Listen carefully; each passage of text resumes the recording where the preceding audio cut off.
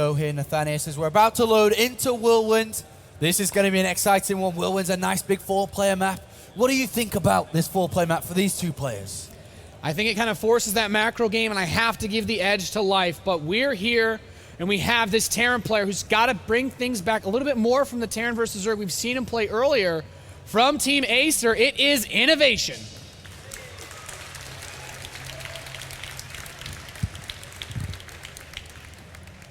He said he made those aggressive plays because he wasn't confident, but this guy is super confident in the Southeast. The blue Zerg player. What's Terran to this guy? It is Life.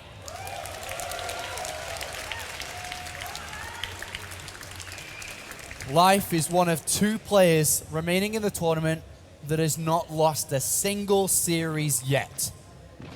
Life and Tasia are the only 2 players to do that so far, Nathanius. Innovation has looked a little bit vulnerable. In Group Stage 3, or should I say Group C, he lost 2 games. In there went 2 wins and 2 losses.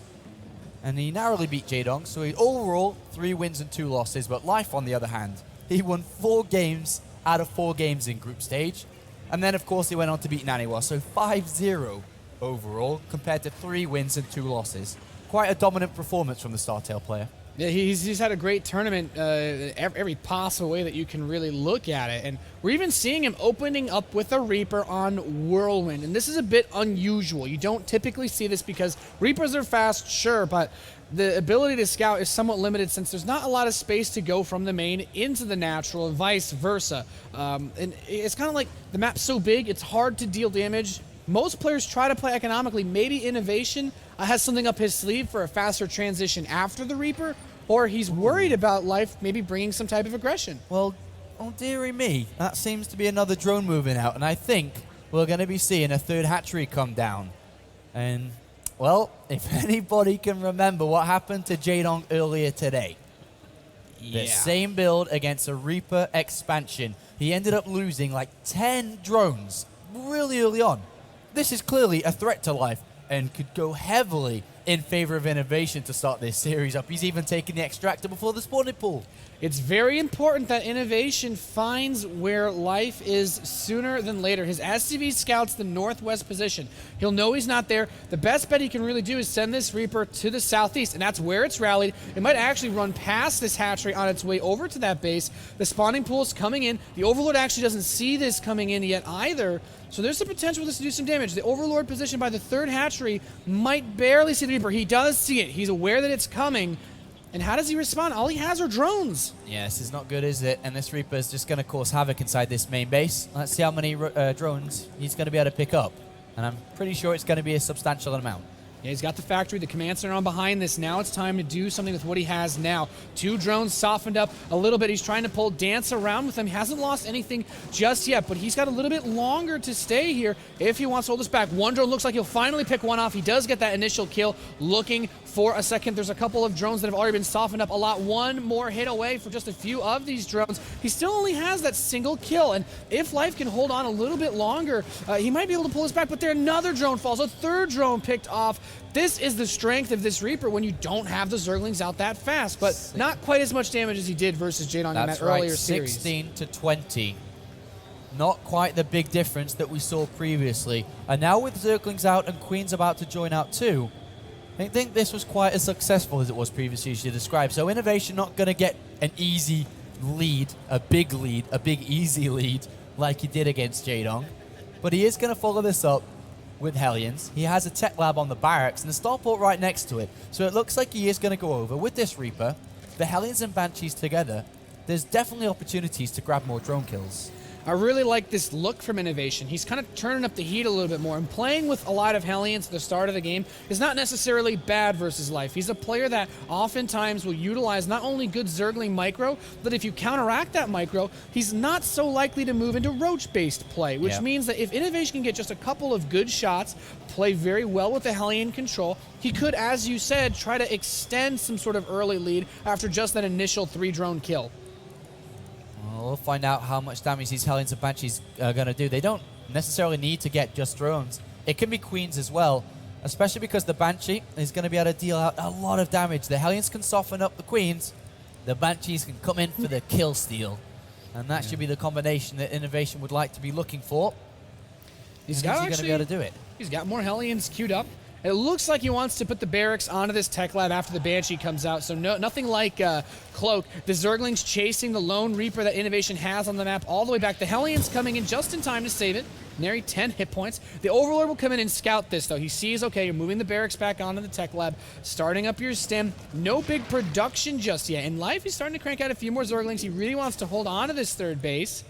And it's kind of funny that based on the scouting, life has expanded towards Innovation. Dropping this third is going to be absurdly easy in the later phase. But what can you do with these Hellions? 20 Zerglings in production. Innovation just going to try to make this work with these 6 Hellions. Yeah, 6 Hellions, just a single Banshee here. Zerglings aren't going to do too much off creep.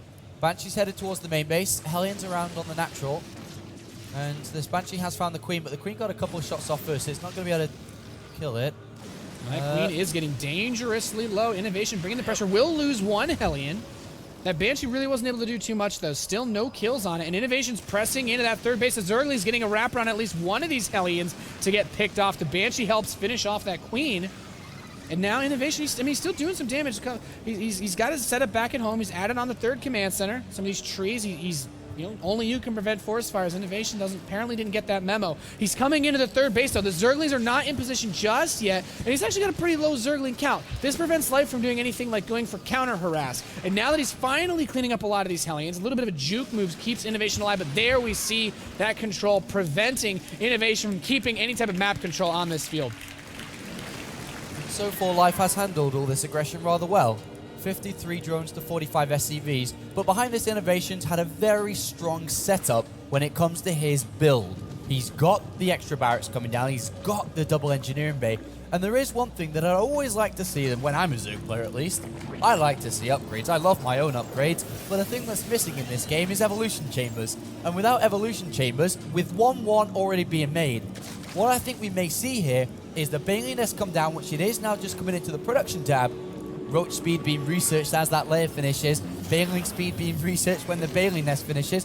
Ventral Sacs, I didn't expect that one. I wasn't going to say that. I could have sounded really smart, but I didn't. And I'll be honest, I didn't expect that. We're going to see a bigger set of attacks here from Life against Innovation. I like this a lot. It's kind of interesting. Innovation's production setup is actually pretty solid for this 10-minute mark. Some of the barracks still producing their own add-ons, but dealing with this attack is going to be difficult. He doesn't actually have a supply depot watching the right side of his base just yet. These medevacs can kind of see something happening, but I like that. Life has started his Ventral Sacs well ahead of the pneumaticized Carapace, well ahead of the Overlord speed. This means, since the speed research is a bit faster than the drop, he won't give away super early on that he's going for this play. Innovation needs to spot this. It's very important for his game. He canceled it, okay. Okay, cancelling it. May have been just a simple mistake there, but Zerglings do get into the third base here. I'm going to pick up a couple of mules, a couple of SCVs, but the threat, the all-in, and it is an all-in, with 1-1 completing, an army on the way, if he doesn't kill Innovation, we'll see both upgrades got a 2-2 for Innovation. They'll have way too strong of an army. And these Zerglings are slowing down Innovation a lot. They're bringing SCVs off the mirror line. He's not getting the best income he can get. He's not increasing his army size quite as much as he would have because he is losing money. But the attack is on its way. Innovation sees these roaches, and that's a lot of roaches for this part of the game. He picks up and is going to drop. That will distract Life from his main goal, which we all know is to try to kill Innovation here. Is this going to work? He needs a lot of bunkers. He currently has none, queuing up 2. I think at this point, it would, against this style of attack, even 5-6 bunkers, as long as you don't die to this, like you said, the upgrade disadvantage is going to be monstrous. Innovation has his 2-2 on the way. There's a Spire coming in, but what exactly can he do with this if he doesn't kill Innovation? The bunkers are only halfway done, just 3 of them. He's got the supply depot wall in front as well, but the SCV's being transferred away, getting gobbled up by these roaches. None of them are going to be able to actually make it back from that third base, it seems. All right, well, he hasn't killed Innovation yet. He's still alive. He's on 2 bases, but here comes the big Baneling Maul. 15, 17 Baneling right outside the main base, or right outside, should I say, of the natural of Innovation. Is Life going to be able to do this? 3 bunkers loaded up, double, triple Widow Mines ready to go.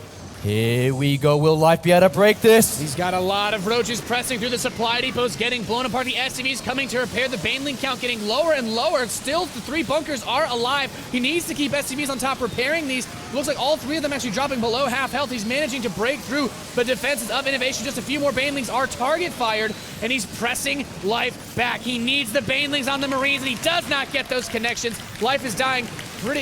Innovation's dying hard. He gets the drop into the third base as well, doing some damage back to Life, and he's managed to hold this off, but he lost a lot of SCVs. He's killed 11 drones so far this game at the exchange of 30 of his own workers. Mutalisks, they don't matter in this game. Maybe they can get into the mineral lines, but it doesn't matter. With 2-2 about to complete from Innovation, there are no upgrades for Startail Life. Innovation has a major advantage I'd like to look at in this game. If he can use that advantage, if he can get over there, start trading units, that's where Innovation's key to success will be. There is a Widowmine there to protect that mineral line, even though there are 2 Banelings up there to try to get towards that mineral line, towards that SCV line. But let's have a look now. Let's have a look as Innovation prepares his units. He's got all of them ready. 2-2 is about to complete. This is where we should start to see him move out. The Widowmine. Oh, nice move there by Life, actually. He does bring one of them back.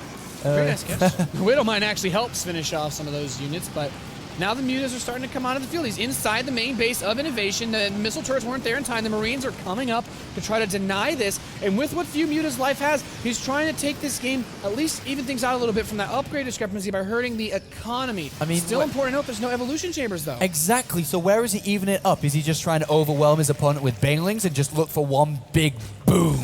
Is that what he's really looking for here? Because without upgrades, he's never going to be able to take good fights unless he just simply has 100,000 more units than Innovation. And look at the supply difference. That's not really the case here. Mules are going to get picked off. They don't have any upgrades either. And only units are being made from Life. And soon we're going to see Innovation start to make his push. And I feel that this push is almost unstoppable with so many Widowmines. I don't really care how many Banelings you have and how weak apparently Widowmines are nowadays. They're going to do damage, and they will. Watch this. This is going to be, I think, it really well and will work out well for Innovation. This could be a bloodbath. The Widowmines getting into position. The Banelings detonating on a lot of the mines. There's still some Marines, though, and all but one Baneling has been eliminated. The tanks is going to help versus the Roaches, but he streams in with Zergling counterattack into the main base of Innovation. He's forcing him around, and this is a great play, saying, okay, maybe I'll lose my third base, but if I can deal enough damage, shut down your production, I can hold you off. These Marines are coming out, though, with that 2-2 upgrade advantage. We said, if he can get some of them together, rally his forces, he's losing his production. He's losing his army capabilities here. Look at the supply differences. You know, the upgrades are great, but if he's not able to build any units, those upgrades won't do too much for the non-existent army. All he really has is his third base bunkered up, and Life has somehow once again found a way to take a lead in a game where it seemed like he was going